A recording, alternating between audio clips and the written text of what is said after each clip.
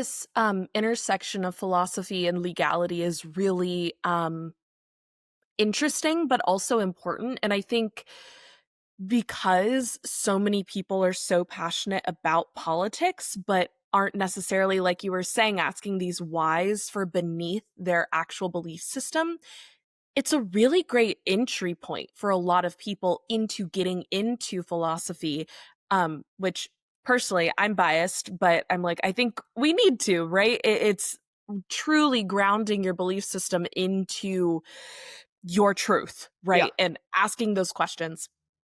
And so I think not only is it really powerful to be having this ongoing conversation with your audience, but it being topics that are so popular because of how they're legislated, Hmm. I think is really powerful because you have a bunch of creators talking about philosophical viewpoints and ethics and the ethics behind things. And then you have creators talking about law and legality and what should we legislate and what should be, um, you know, codified.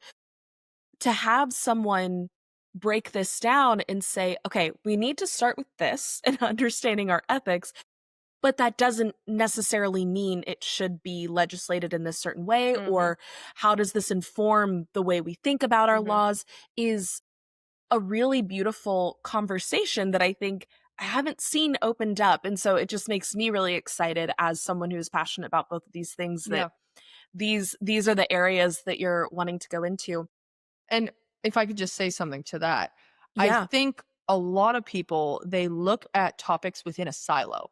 They're like reproductive rights here, gun rights here, assisted death here, whatever. They have all these different, but it's like there's incongruence in a lot of their opinions, in that someone's Yeah. opinion on abortion is this, but their opinion on gun rights is this, and it doesn't make sense, right? There's an incongruence there. Or, all of that. And I really want to work on creating kind of like more intersection between these topics, so that people understand that maybe there should be a little more congruence between our belief systems. And in doing that, that will help us better understand people who we disagree with, right? There actually is a lot more similarity than we realize. Some people think that the right to own a gun and individuality is incredibly important. Okay, well, the people who are pro choice also believe individuality is very important. Both don't want government intrusion. Okay, can we talk about how the government intrusion belief system and our opinions are based on that? And maybe we can actually have a conversation here that gets us somewhere and makes us see each other as individual human beings rather than just, the enemy. And I would love to tackle that and kind of, and I've done that a little bit on my page, but haven't done it a ton. And so that's something that, over time, I think as my page develops and grows, I will be able to do a little bit more. Yeah, absolutely. I completely hear that. And I love that too, because I completely agree that, I mean, obviously, my company is called the Cohere Collective, and the whole thing is living coherently, right? Yeah. That these things should make sense across the board. And if you have a spiritual, religious, or lack thereof worldview, how does that inform the way you're living every day? And Hmm. how does that inform your politics? And the way you treat other people in your relationships and the way you engage in community? It's like all of these things should be grounded into this why. But because, exactly like you said in the beginning of our conversation, we're adopting these belief systems or opinions from socialization, our family of origin, our school system, we're all of the different places that we're inundated with information. And it speaks to just this one thing, exactly Hmm. like you're saying. And it's like, okay, when we're asking the why behind that belief system, it's actually speaking to this like foundational thing. And if you're just holding these beliefs here, it's like they're kind of just floating out there. Yeah. Like, what actually is the like The undercarriage? foundation. Yeah, What's the foundation, the underpinnings of everything? Can we find exactly. roots? Can we find roots to your actual beliefs rather than they're just floating up here and they're not grounded in anything, you know? Yes. And when you have that grounding, it's like then we can build back up these Mhm. other beliefs that actually have really solid foundations that are informed by your fundamental beliefs. And it's so easy for people to say, well, of course I believe in empathy. Of course I believe in truth. And it's like, but how is that connecting into your really strong opinion on gun rights. Yeah. Yeah. Like we need to be bridging this gap. So I just love that. I think there is so much space and room for that. I also want to ask, because you mentioned that this is really where you want to make an impact in the world, that this is, you're so passionate about it because it's like we need to be having these conversations. Where does that drive for making this impact, having these conversations, and wanting to push the needle forward in a meaningful way come from for you? Like, why this work? Yeah. That's a great question. There's a couple answers to that.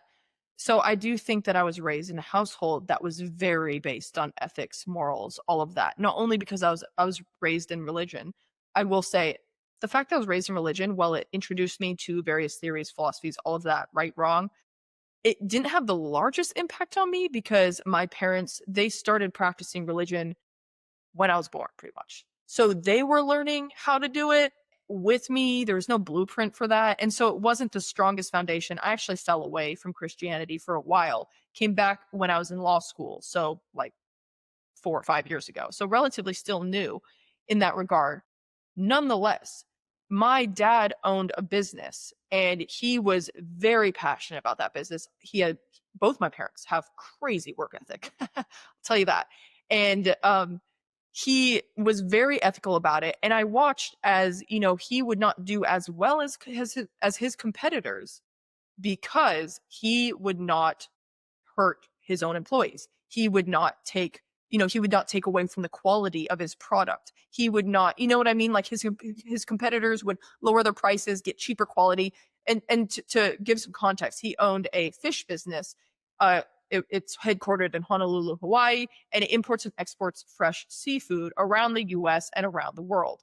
And so he wanted high quality food and he wanted to make sure that his employees were treated well. And here's a big thing that not a lot of people know, but there's a lot of slave labor in the seafood industry. And so every time he, created a business relationship with a potential distributor or supplier or whatever, he would go fly to that location and he would walk around and he would work with the employees and he would talk to them. And I went on these trips with him sometimes. And he would make sure that they were given, bathroom breaks, lunch breaks. They weren't overworked. They were paid appropriately, all of that.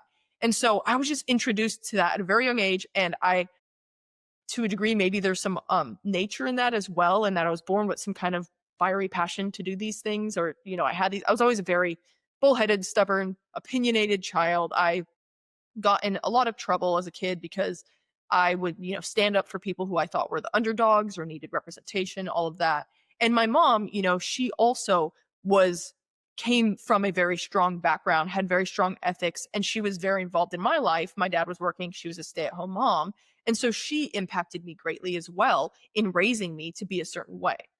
And then I want to say that now God actually has a huge impact on why I do these things. It is why I believe that we should act with love and compassion when discussing these conversations, and why I'm doing what I'm doing, because I want to help people. I want to make the world a better place for other people, even if I might not have a long, my name's not going to be remembered in 2 generations. That's okay because I'm helping people here and now, and I'm making them feel better and happier, or understanding things, or able to have civil conversations with their parents rather than, a screaming feud that hurts a lot of people, right? And if I can do that, that's good for me. And, that's good for God. So, Yeah. No, I think that's so powerful. And I like that what you spoke to really includes nature, nurture, and then overall, like, hierarchical worldview belief system yeah, that is so spirituality. important. Yes, exactly. That is so foundational to everything, right? Whatever that is, it has to be a part of this underpinning that we're talking about, right?